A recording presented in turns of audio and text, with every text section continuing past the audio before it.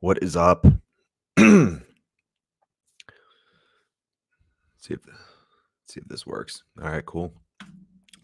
Looks to work. Yeah, I usually do these edited and just better overall quality, but I'm too lazy. And if you didn't read the thumbnail, this is actually probably the last new comic book day we'll have for at least a couple more weeks.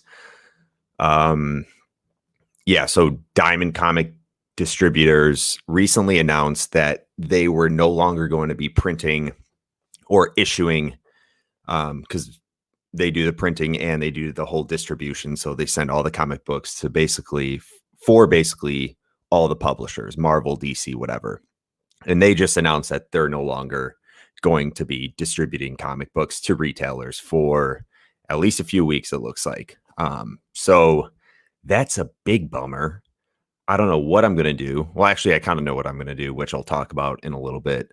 I picked up some trade paperbacks for a couple independent titles that I've wanted to read, but just haven't had the time to read because I pick up new issues pretty much every week and I just get bogged down with everything I'm falling behind on. But yeah, so that sucks. We're not going to have new comics for the foreseeable future, at least a few weeks, it looks like. What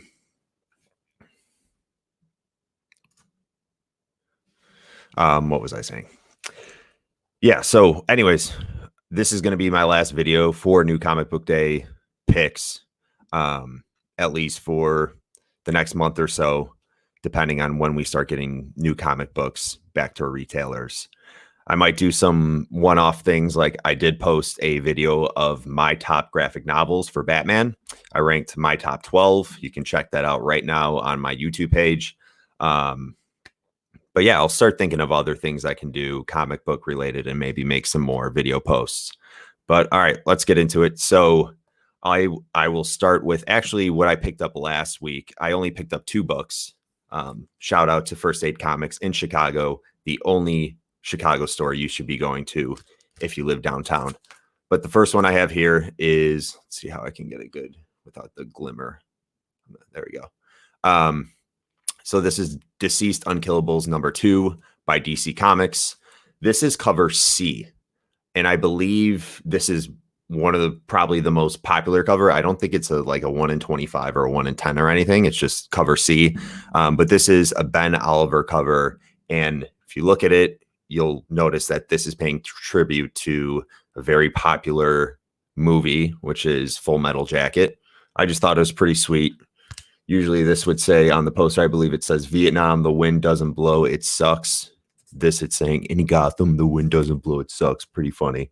But yeah, just a cool cover. I'm actually not reading this. I just wanted this cover because Red Hood is also one of my favorite characters from DC. So that is what I picked up last week. The next issue up I have here is Spider-Woman #1.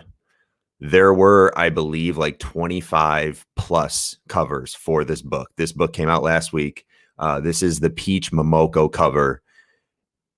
If any of the people working at the comic book shops are watching this, they are probably laughing because I'm obsessed with all of her covers. I always ask for, if it's a 1 in 25 or if it's just a variant, to grab them for me. This is a 1 in 25. This cover is sweet.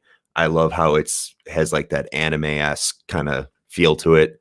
But yeah, you can still pick this up. It would definitely still be on shelves. I think a lot of comic book stores, what they're doing is they're not open, but they're doing like curbside pickup where you can call in. For the most part, this is what I've experienced. Both shops that I go to are doing this, where you can go online or maybe just call in and ask if they have certain books that you want, or maybe some trade paperbacks or something you want to read.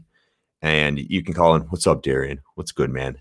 You can call in and they will either bring it out to you for the most part, or a lot of them are actually shipping comic books. And I've done both, actually. This is a comic I got from First Aid Comics in Chicago. Tom, the owner there, was nice enough to give me a low shipping cost and ship me a couple books. So I think a lot of comic book shops are doing that. You can just call and see or contact them on Facebook or Instagram. I'm sure a lot of them will be responsive because this is a harsh time for them. They're not making money off of comics really compared to what they were doing in prior weeks, obviously, because of this coronavirus shit that's going on. So go support your local comic book shop any way you can. If you have a box that you haven't paid for in a long time, I know there's people like you out there. Go ahead and pay for the books, pick it up, and it will give you something to do during this downtime while you're cooped up in your house because of all this virus shit. And then also, if you want to read news, there's a bunch of new independent titles and some old independent titles that are just great stories, great paperbacks to pick up, great trades to read. There's so many comics you can just be reading. So go support local. All right, let's get into this week's new comics. So starting with DC, I have here is Batman Curse of the White Knight. This is a Sean Murphy, I believe. Yep, Sean Murphy book with Matt Hollingsworth. This is book number 8, and this is the final issue of this miniseries. All these covers are freaking badass. Even cover B, this is cover A. My type A personality is I like when all the covers kind of work together. All the cover A's flow great.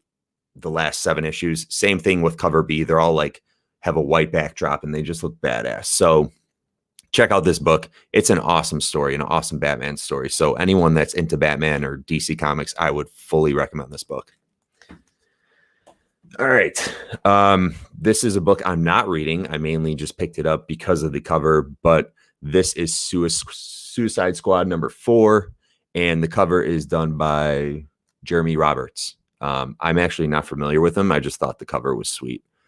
I'm kind of surprised, though. DC Comics, what I've loved about their publishing is that they put them on some nice cardstocks. When I saw this book, I thought it was going to be on a nice cardstock. Matina's covers that he's doing for Batman, they're all on these like glossy cardstock covers, and they're an extra buck. They're $5, but in the grand scheme of things, they're just a lot nicer to have compared to like Marvel, who prints them all on just like, I feel like the paper on this, even though it's not a cardstock for DC, is just a little bit thicker than what Marvel uses. Their paper's shit.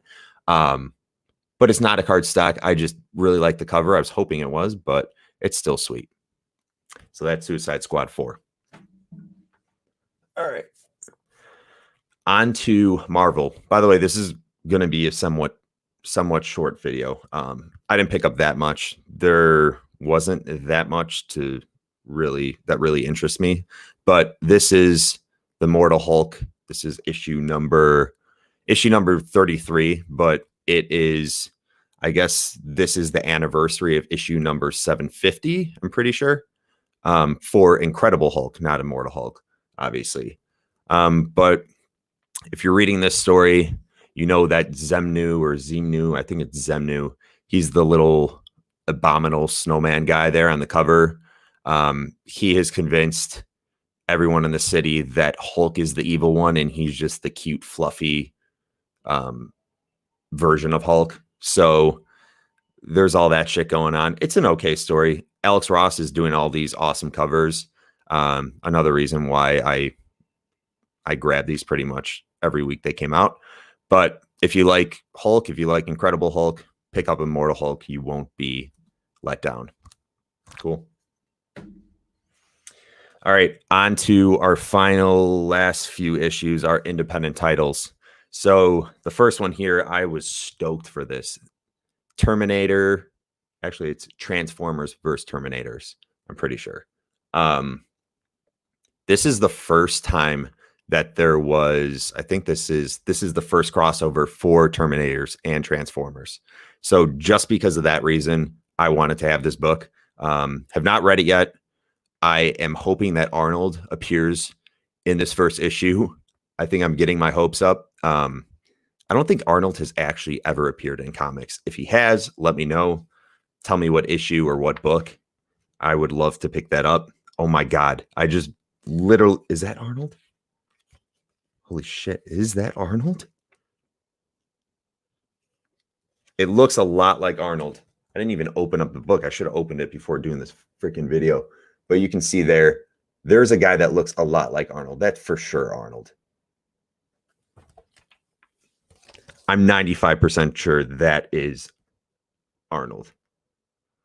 So sweet. I'm even more happy. Transformers versus Terminators. Go grab this one. Who's texting me? Breaking news. Former FBI agent Robert Levinson died in Iranian custody, his family said. Okay. All right. Next, actually, the last book I picked up for independent titles is Rick and Morty, issue 60. This is the final issue, not because of the whole distribution shit that's going on with comic books right now. I think this is just their last issue that they've decided, at least for this series of Rick and Morty. They'll probably do some spin-offs, but this Rick and Morty series is done with this issue at issue number 60. I haven't picked up Rick and Morty in a while. I have like one of their, I wouldn't call it an omnibus, but it's just a hardcover. It collects a couple volumes of Rick and Morty. But I'm a big Rick and Morty fan, and this is I guess a pretty big moment is they're ending this series. So I wanted to have it. I also wanted the variant cover, and it's a cover by Kyle Starks. If you're ever, God, I keep getting that damn glare. There you go. This helps when I angle it. If you're ever at a Comic-Con and Kyle Starks is there, go say what up to him. Very cool guy. He actually, don't quote me on this.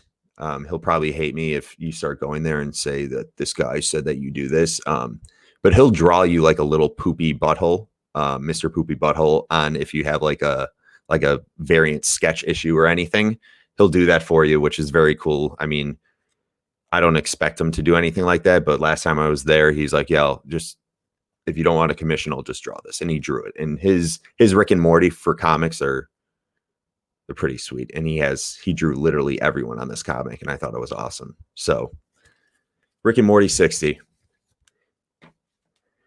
All right. So I picked up a couple trades. These are just because I was interested in them and they seemed like good stories. And I just figured that once I catch up with all these comic books, I'm going to want to have some other reading material. And I wanted to stick with independent titles. I feel like lately I've been really, it's not a bad thing, but I've been mainly focused on DC Comics and Marvel. And actually, like when I really started picking up comics, I was picking up like Saga and Kill or Be Killed and East of West and things like that. So I wasn't really picking up Marvel and DC, which probably is surprising because I'm a huge Batman fan. But I just feel like I need to get back into the independent titles and check out the ones that have released prior and start reading them. So this is Space Bandits. This is a Mark Millar book, I believe. Yep. So Mark Millar is writing this, and I've heard good things. So I grabbed it. The art looks really cool. I was looking online a little bit, really colorful. Those pages that just kind of jump out type thing. So sounds like a fun read. I'm excited to check it out. All right, next book. I've heard from multiple people that this is a must read. Middle West Volume 1. This is a Scotty Young book, and also Jorge Corona. I don't know who's writing. Is Scotty Young writing it, or is he doing the, well, I can tell if I just look at it. Okay, so Scotty Young is doing the art, obviously. Jorge Corona, I've never really heard of that guy. Anyways, Middle West. It is supposedly, from multiple sources that I've heard, it's really good. So looking forward to reading this one as well. And the final trade I picked up is the first volume of Die. And didn't really know too much of what this was about, but in this like initial review, people are saying it's kind of like a mix between Star Wars, or no, Kieran Gillen is the writer, I believe, and she did Wicked and the Divine. And I loved those first couple volumes. I haven't finished it. I think it's still ongoing.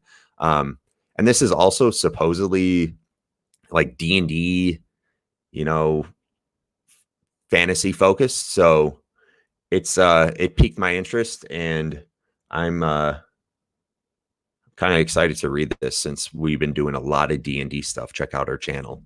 Even if you don't like D&D, there was an interview I just posted with Joe from Pull the Lever and Andy from the Chicago D&D Society, and they announced some cool things that they're going to start doing within the community in the Chicagoland area. So go check that out. All right, guys. Anyone in the chat? Shit, we have 2 viewers. Nice. Darian, are you still here? If you're wondering why my voice is raspy, I think I got the corona. I actually don't know. That's not funny because I really don't know why my voice is kind of raspy right now, but it is. So it is what it is. Hey Darian, what's going on?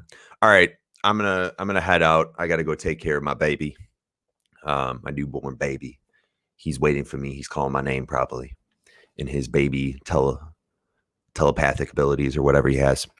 But yeah, this has been my comic book picks for this week, and it looks like we won't really have any new comic book picks for a while.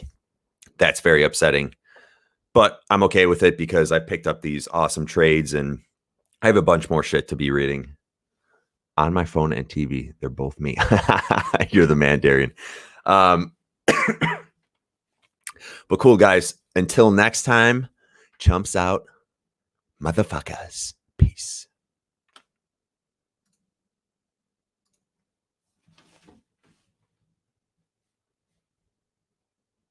All right. Can this thing end? Holy shit. This takes forever to end. It's just fucking Streamlabs. What is going on? Jesus. It's still live. I just clicked end. What is going on? All right. Darian, what's good with you, man? How's life?